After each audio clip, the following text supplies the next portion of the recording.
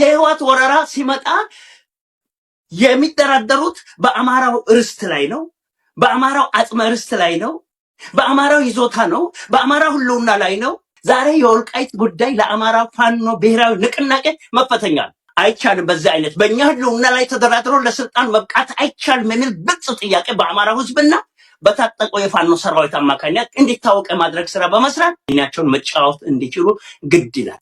በሻዕቢያ በግብፅና በወያኔ ድጋፍ እነዘመነ የበላይነትን እንዲይዙ ተደረገ።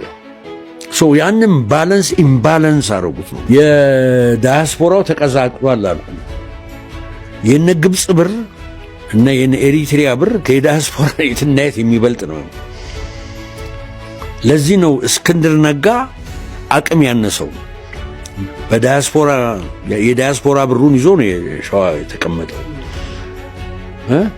ሰውየው ሳይ አስጠለለው ከነገንዘቡ። አሁን ገንዘቡ እየደረቀ ነው። አሁን ግን በነ ዘመነ በኩል ብዙ ገንዘብ የሚመጣለት ስለሆነ እስክንድርን ወደ ጎን አርፈ ተቀመጣልና ከነሱ ጋር ሆነ።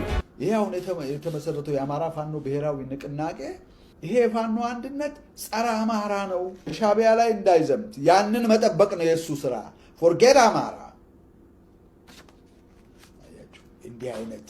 እንዲህ አይነት አሸዋፊ ግሩፕ ነው የአማራ ፋኖ ብሔራዊ ንቅናቄ ሆኖ የመጣው።